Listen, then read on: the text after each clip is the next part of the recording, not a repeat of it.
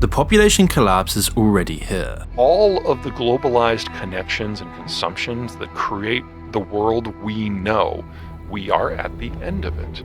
In the US, birth rates have fallen to record lows, with under 1.6 children born per adult woman. In the UK, it's even lower at under 1.5 children. It's not just an isolated problem for the West either. Across the world, developed countries are falling apart under the weight of their own aging populations. As fewer and fewer children are born, the millions of people entering retirement put even more pressure on the rest of the country. And it seems the Western world is in for an incoming population crisis. So what happens when the population eventually collapses? And how did this situation ever get so out of control? Why are people like Elon Musk desperately panicking about the collapse of the population? People have no idea how fast the population is going to collapse.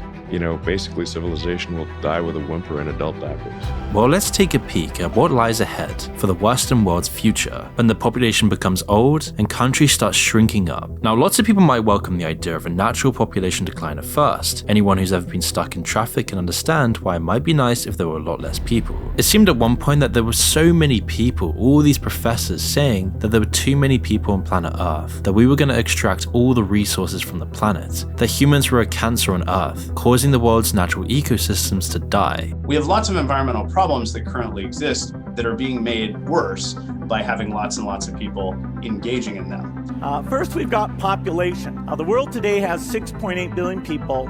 That's headed up to about 9 billion. Now, if we do a really great job on new vaccines, healthcare, reproductive health services, we could lower that by perhaps 10 or 15%. There were people everywhere saying they don't want to have children because there's already too many humans in the world. All this made sense when it was important for us to procreate for our survival. But now, for our survival, we have to not procreate. And we have to change and rewire our biology and our culture. But it turned out in just a few years that this was all completely nonsense. And instead of having the world population continue to grow at a rate we can't control, it's going to be the opposite situation, a population crash. And you see, a population decline isn't so dangerous because of the end result. It's the journey countries have to take to get there. And this journey is truly horrifying and something that world leaders need to pay more attention to. This is a population pyramid, a chart which shows the amount of the population which makes up each age bracket. For most of human history, pretty much every single country has looked like this. At the bottom you have all the kids, making up a large proportion of the total people. In this chart, which shows the US in 1963, nearly 11% of the total population are 4 years old or younger. This is the baby boom generation, all the people having babies after the war and during the 1960s hippie craze. But as time goes on, some of these people die and the proportion naturally declines. The middle shows all the people at working age, and without enough people here to support the people at the beginning and ends of their lives, society starts to break down. This rough template for a healthy society has worked silently in the background for centuries. It's the natural order of things. But only now, for the first time in modern history, are we starting to see this golden rule broken on a global scale. Here's what the US looked like in 2023. Instead of a large population of kids waiting to replace the adults as they got older, the opposite is actually true. Even though child mortality has fallen drastically, 50 years of falling birth rates have done their damage, and there are now far more middle-aged and elderly people than children, which begs the question everybody is starting to wonder, what will this chart look like in another 20 years? While we can pretty accurately predict the shape of that chart, the reality we're all going to be living in will be a lot more shocking. Aging populations and population decline present a massive problem for societies, and we don't even need to imagine what these problems will be, as we can already see it today. This chart shows the population pyramid for South Korea today. Here, the bulge in the middle is even more pronounced, with just 3% of the population made up by babies and toddlers. Now the largest group is 50 to 54-year-olds, people who are getting closer and closer to retirement. Over the next 2 decades, the majority of the South Korean population will stop working, leaving the few children left to bear the burden for the rest of their lives. So what's actually causing this? And in the digital age, where our personal information feels more like public property, it's alarming to see just how accessible our data is to predators and data brokers. That's why I want to tell you about our video sponsor, Aura. You see, data brokers sell your information to anyone interested, scammers, spammers, you name it. Your full name, email, home address, health records, and even details about your relatives, it's all out there. That's why I've turned to Aura. Aura meticulously scans for data brokers peddling my information. and steps in to automatically submit opt-out requests on my behalf. Imagine logging into Aura and finding out just how many brokers are exploiting your personal information. But here's the kicker. Cleaning up my digital footprints with Aura does more than just cut down on the annoying spam. It's a crucial step in safeguarding my accounts, from social media to banking, against hackers who could exploit this freely available information. I don't know if you saw this, but AT&T revealed that over 72 million customer records, both existing and former customers, were released on the dark web. They recommended those affected use strong passwords, monitor account activity, and consider credit freezes or fraud alerts from credit bureaus. Well, Aura does all of this for me, and best of all, I don't have to download several different apps just because the company couldn't keep my data secure. If my info was compromised in the AT&T data breach, I wouldn't worry, because Aura is always on, always doing the hard work of keeping me safe. So make sure to check out aura.com/moon. Link in the description to start your 2-week free trial today. And what effect is it having on people's lives today? While there's a few different causes that we're going to explore, the South Korean work culture is a huge factor. There, the grind starts early and it's hard. South Korean students study the most in the world. As per usual when compared to other countries, they follow the 996 structure, from 9 AM to 9 PM 6 days of the week. Officially it ends around 3 to 5, getting longer as the kids get older. But officially is the key word here. The academic pressures and expectations of kids are so high that just going to school isn't nearly enough. Instead of finding out what they want to do, kids are thrown into a hyper-competitive grind which they'll be locked into until they retire. After school, most students are nearly done with studying. In fact, some aren't even halfway through the day. Instead, their next destination is called hagwon, otherwise known as a cram school. Here, students attend private sessions where they go over what they just studied and memorize as much of it as possible. It's a multi-billion-dollar industry in the country, with nearly 80% of kids in attendance. There are 24,000 of them in the capital Seoul, 3 times the number of convenience stores. Low-income families desperate to get out of the grind stake all their savings on their kids, and on average end up paying more in school fees than on food. But with everyone else doing the same thing, their odds of success are slim to none. Kids leave the hagwon late in the evening, and in some cases as late as 11 PM. All of this is just to prepare the kids for the national exam, where all of the students looking to snag the limited spots at university compete for the privilege. It's a make or break moment for these kids and their families. Their whole life up until this point is leading up to this. Success can mean the start of a high-paying career and the illusion of escape from the drudgery. Failure leads to shame, family rejection, regret, and the crushing feeling that you've wasted your family's hopes and dreams, that you have zero future ever ahead of you. It's not hard to see that this system is clearly dystopian and horrible. It's one of the most depressing ways to live your childhood. The stress and the pressure can easily push kids over the edge. It's no surprise that South Korean teenagers are some of the unhappiest in the world. But even after they're through the education system, all they've done is take off the training wheels. The work culture and what it demands of people in South Korea is even worse. Just like in school, the hours are long and drawn out. Despite the country's supposed 52-hour cap on working hours, people regularly report working much longer shifts, often 12 hours a day with extra work on the weekends. It's the worst for people working towards the top or at the bottom. If you're a high-powered office worker or you're working for a large company, things are going to get competitive. Part of the purpose of the insane grind for the exam is to pick out and indoctrinate the kids who can maintain these inhuman levels of work. 한국에서 거의 가장 큰 시험으로 생각되는데 그 이유는 이제 앞으로 대학이라는 큰 관문을 거치기 위해서 수능을 보고 그 성적에 따라 대학을 지원하는 시스템이기 때문에 많은 사람들이 중요하게 생각하는 시험 중에 하나입니다. 평균적으로 고3이 된 후 하루에 몇 시간씩 공부를 하셨나요? 평균적으로 고3이 된 후에는 거의 8시간씩 공부를 해야 이제 정시 성적이 잘 나올 수 있는데요.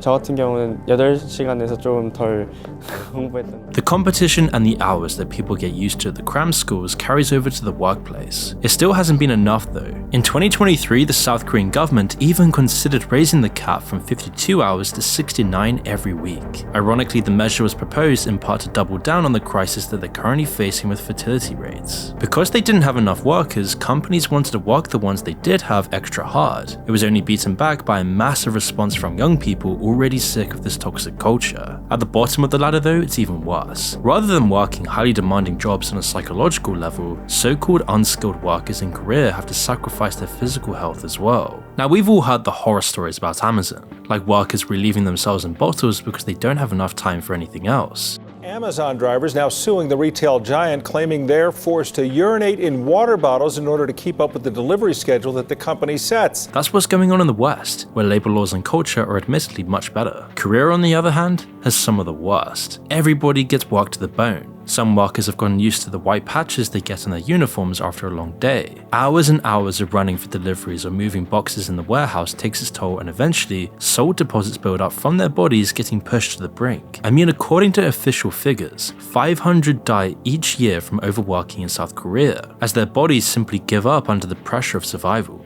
The real number, though, is likely to be much higher. Truly understanding the effects of population collapse is hard for people today. We're so disconnected from what effects this has, and our society has changed so much since the last time this happened that it's impossible for society to remember. At first, you might think that we've seen similar things in the early 20th century. The combination of 2 world wars along with the Spanish flu, which disproportionately affected the young and healthy, decimated the young populations of Europe. After the crisis had ended, countries were deprived of millions of sons and daughters. In the short term, the consequences of this were brutal. Even after the war ended, millions more would perish from famine and disease. But because over the next few decades, more kids were being born than being lost, Western countries recovered relatively quickly from the change in demographics. Instead, you have to go all the way back to the 1300s and the Black Death to see a time where the population truly shrank. Now, the estimates vary, but it's generally agreed that around 50 million people died over the course of a couple of decades. Almost half of those deaths happened in Europe, with the population being cut by around a third in total. With so much of a time gap, we look back and see the effects of the plague on the next 100 years generally positive. The depletion of the working population meant that the demand for labor went up, workers had better bargaining position, and over time, practices like serfdom disappeared in Western Europe, whilst living standards rose. Peasants had more money and food because there was less competition. But that was only after 100 years. Looking at the end result fails to see the harrowing journey it took to get there. Entire towns and villages were abandoned, sometimes forever. Food shortages and famine were rampant because of the lack of workers, whilst the governments at the time cracked down on the survivors, squeezing them for everything they had. A tree will grow stronger after it's pruned, but it will be barren and fruitless for a long time before that happens. Today we might not be facing the horrifying trials that our ancestors faced. We can cure most plagues eventually, and we don't need 90% of the population working in the fields to survive. But in many ways the results will be the same. We may not face a crisis of mass death, but we are facing one where those people will never be born in the first place. It's now been predicted over 20 developed nations will see their populations halve before the year 2100. The overall historical effects of this will be the same as with the plague. Sure, our grandchildren or even our great-grandchildren might enjoy the benefits, but unluckily for us, we're going to have to deal with the immediate fallout of demographic collapse. It means we'll likely see governments try to squeeze all the work they can out of their people to deal with the scarcity. Facing a shrinking working age population pretty imminently. So I think that's something that we need to be worried about.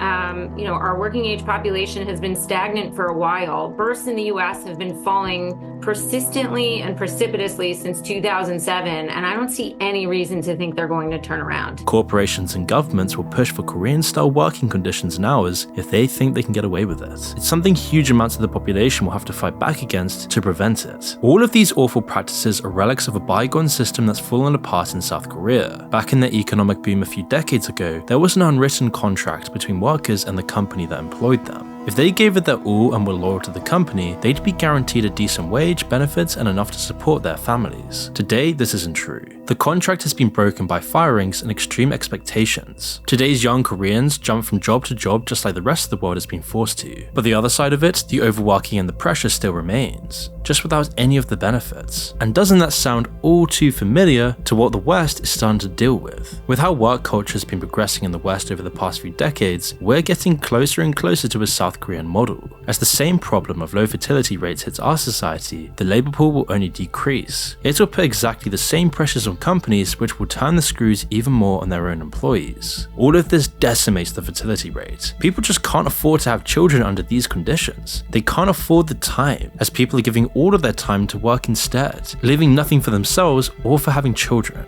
And in developed countries today, women have nearly the same expectation to get into the rat race as men. It's the same in South Korea, which has seen multiple movements pushing for equality in the workplace. And whilst there's obviously a change that needed to take place, it's had some devastating consequences. Salaries changed over time, until today where 2 incomes are required for buying a house or building a family. Now that women are expected to hold down a job as well, there's nobody left to bring up the kids. While they gain the ability to work, most women lost the choice to stay at home as well, as it's just not economically viable anymore. Then there's the actual financial cost, which with Korea's education system is even more expensive than the rest of the world. Whole classes now can't responsibly have children without putting their financial safety in jeopardy. But potentially the most important factor is that people just don't want to bring children into a society like this. Even if they could afford it, as things are now, they'd be dooming their child to a lifetime of hard work for little to no benefit. An awful side effect of this is that as these middle-aged adults enter retirement, they will have been robbed of the kids they'd need to take care of them.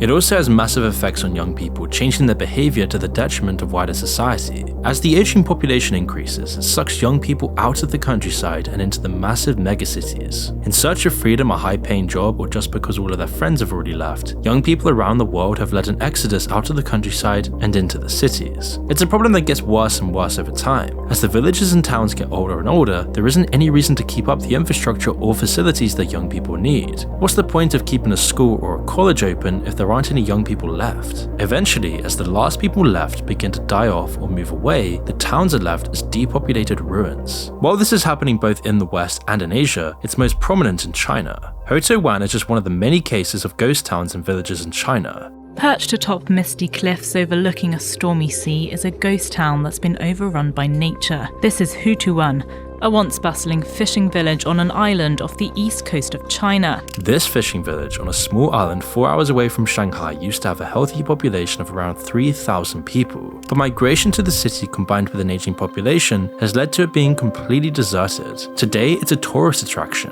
where people can go to see the overgrown houses and abandoned furniture. Hotowan's fate is the same as thousands of other towns in China and across the world. Population collapse is going to have massive effects on both cities and rural towns and villages, but not in the same way. Ironically, in the larger cities, the problem becomes overpopulation rather than underpopulation. As a country struggles under the weight of its elderly, the economy shrinks. Inflation and the cost of living go up, whilst pay in rural parts of a country either stay the same or go down. More and more young people are left looking for high-paying work to support themselves, with their only option being to move into the city. We can expect to see rents go up, pollution get worse, and cities to get more crowded. On the other side of the spectrum, the massive wave of people leaving the countryside only worsens the crisis. It's not just the lack of young people to begin with. They're all forced to leave their homes looking for work and opportunities. As this happens, the effects only get worse as rural communities shrink into nothing. The last people too old or stubborn to move away slowly die off, leaving whole towns and villages abandoned, as we've already seen. After they're gone, they leave abandoned homes. But because of the lack of opportunities, barely anyone young wants to live there. In China today, there are currently 65 million empty homes, despite the fact that housing prices have risen over the past decade. The increase in urban property prices and rents more than accounts for the drop in rural prices. Rural areas do have higher fertility and birth rates on average, which you'd hope might make up for this, but in practice it barely puts a dent on the internal migration of young people into the cities. This isn't the only way in which China can be seen as a warning and a glimpse into our future. One of the most obvious paths to figuring out what's going so wrong is to just look at how marriages and children come into the world to begin with. If we want to see into the West future,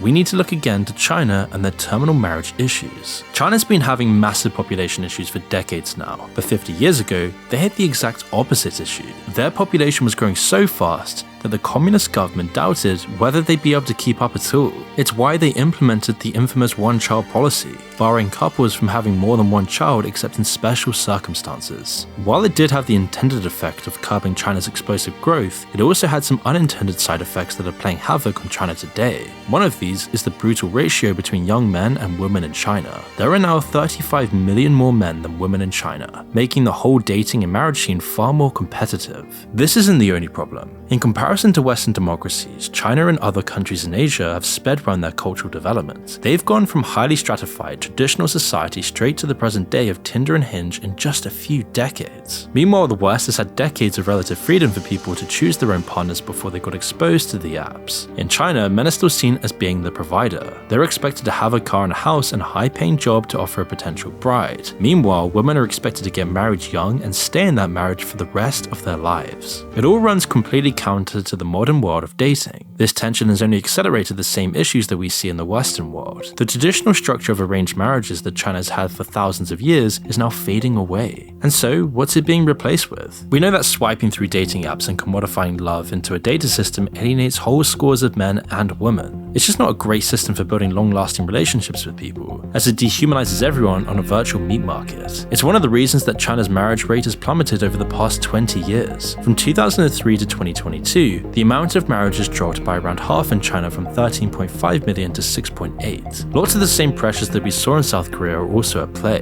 Cutthroat working hours and low pay for young people means that millions just don't have the time or the money to start a family. The expectation for men to have a whole life ready and waiting is also a problem. If they just can't earn enough money to build this, then it puts them at a big disadvantage in China's materialistic dating culture. This culture of marrying for money, status, and because your family thinks it would be a good match is only going to make things worse for China over the next few decades. Despite the CCP's attempts to curb arranged marriages, the practice still has strong roots in Chinese culture, and it's not just going to disappear because Xi Jinping wants it to. And because of all the things we've already spoken about, young people are struggling to properly connect with each other on their own and build the kinds of relationships that their parents want. It's something that's best shown with an example. If you took a walk through central Shanghai and came across the People's Park, you'd see a strange sight. The walls, the lampposts, and pretty much every other surface in arm's reach are covered in advertisements. And they're not selling products or services. Instead, all of the leaflets are advertising people instead. Known as the Shanghai marriage market, thousands of parents from across the city come to the market to try and find suitors for their unmarried children. But instead of pictures or messages from the kids, the adverts list their education, their job titles, their height, and their age. Often the people being advertised in the park have no idea their names are even up there, and there are marriage markets like this all across China, where exactly the same thing is happening. But while they might be heading towards extinction, it's probably not for the reason you think. The market has existed for decades now. It's not anything new. But what is troubling for China is how it's going to evolve over the next 10 years or so. Online dating is a rising force in China, slowly replacing the marriage markets and other more analog methods. With over $5 billion getting funneled into the new industry in 2022, it's a massively growing sector. The government, hoping that will give their birth rate a little boost, have been uncharacteristically relaxed about their spread. As a result, new apps have sprung up everywhere, offering every single kind of matchmaking service you can think of. But the most successful ones don't cater to finding love or picking out the right person from the crowd. Instead, they're focused on exactly the same things the Shanghai marriage market was focused on: status and wealth. One popular app called HIMMR is heavily based on the level of education that a user has achieved. Instead of your pictures or your hobbies, it's this detail that's front and center on your profile. If you graduated with honors from a top school, you're going to find a lot of success. If not, you'll get a bunch of rejections. Some apps even gatekeep the people who are allowed to sign up, only letting in top graduates from the most prestigious schools. Other apps invite the parents to take a role, digitizing the marriage market as faithfully as possible. As we've seen in the West, these apps heighten and exaggerate the qualities that people usually look for in a partner. They open up the playing field to potentially millions of people, forcing their users into a global competition. The illusion of having so much choice artificially raises people's standards. Because of their embedded culture of arranged marriages and marrying for status, China is much further ahead compared to the West, but we're already catching up. We're going to see a huge rise in people explicitly dating for wealth and status. Pretty soon, just like in China today, people won't even bother to pretend they're looking for anything else. Ironically, this is going to happen in large part because of the population crisis. The economic consequences we're going to face as a result are going to squeeze even more people out of a good standard of living. With less spots at the top, the competition to climb the ladder will get even harder. You can see why millions could turn to dating and finding a well-off partner to get ahead. To understand just what an aging population can do to a country's economy, we only need to visit the last stop on our tour, Japan. Whilst China and Korea were locked in civil wars and struggling to stay afloat, an influx of Western aid combined with a fast-growing population after the Second World War turned them into a rising power decades before people thought it would be possible. By the 70s, people were saying that Japan was going to be the next world superpower. People were driving Japanese cars and using Japanese technology. Their strong economy exporting high-quality goods around the world seemed unbeatable. It was in the 80s that the country surpassed the US, Germany, and other large, very developed nations in its GNP per capita. Today, it's a completely different story. 1 in every 7 kids in Japan lives in poverty. People work excruciatingly long hours just to survive, and the economy has been stagnating for decades, with still no end in sight. The yen is dropping, and when the bubble burst in the early 1990s, the recession it caused is still arguably ongoing today, as the country never really recovered. At first, people blamed things like reckless money lending or other single economic factors, but their inability to recover has shown is a far more insidious long-term problem: a population crash. We know from our own experience what this economic stagnation looks like. We've been going through it for the past decade and a half. Japan has been dealing with it for more than twice that long. Depopulation has decimated the countryside, and meanwhile the cities have become more crowded and denser than ever. So what have the effects been on their culture and their people? Large parts of Japanese society, millions of men and women have entirely detached themselves from it. First, there are the hikikomori, around 1.5 million people living in almost complete isolation. Secluded in their bedrooms, they live completely solitary lives, getting their only interaction from escapism and the internet. It's a problem that's been going on for decades, and despite attempts to solve it and draw these people out, more people isolate themselves every day. Current estimates predict that Japan could see over 10 million of its citizens becoming like this in the future. Even among the people who still venture into the outside world, it isn't much better. Millions of young men and women are forgoing relationships and family, instead focusing on their careers or escapism. Nearly half of all young Japanese adults today are virgins, whilst millions of others have lost all hope for their society to get better. The economic stagnation and the awful conditions are part of the reason for this, but a less measurable but more important factor is how meaning has been stripped from people's lives. Finding a partner, building a family, the bedrocks of civilization, has now been packaged into a product in Japan. They're at the forefront of offering alternatives to real human connection. First, there are the host and hostess bars, where you can pay to have someone pretend to connect with you. Or there are the cuddle cafes, which offer a sterile kind of alternative to physical connection. You can always pay for something more than just cuddles, of course, that's widespread as well. But then there's all the digital media, every kind of fantasy you can imagine, and lots you couldn't even dream of are all right there for sale. Now, none of this is unique to Japanese culture in particular, it's got nothing to do with that. Instead, the explanation for why this has happened can be found in a set of sociological experiments conducted all the way back in the 1960s. YouTuber What If Hiss mentioned this before. The Mouse Utopia experiments were a set of multiple studies on rodent behavior, all carried out by a scientist called John B. Calhoun. The setup was relatively simple. John constructed a set of enclosures and living spaces for mice designed to meet their every need. There was unlimited food, space for thousands of rats, and a whole world of different rooms and chambers for them to claim as their own. John expected the rats to breed as much as they could, quickly filling out the enclosure to capacity. Instead, he saw much more disturbing and strange results, which were almost the same every time he repeated the experiments. The population of the rats would never go over a third of the capacity of the enclosure, and after a few generations, it would start to fall again until all of the rats eventually died out, and it was because of their behavior. He noticed that there were different types of rats which emerged. Some of the male rats became dominant and violent, taking charge of small territories within the enclosure and monopolizing breeding rights with the female rats. Some male rats became submissive and weak. They stopped breeding altogether with the females while seeking out the dominant males for contact. Others withdrew from social contact completely.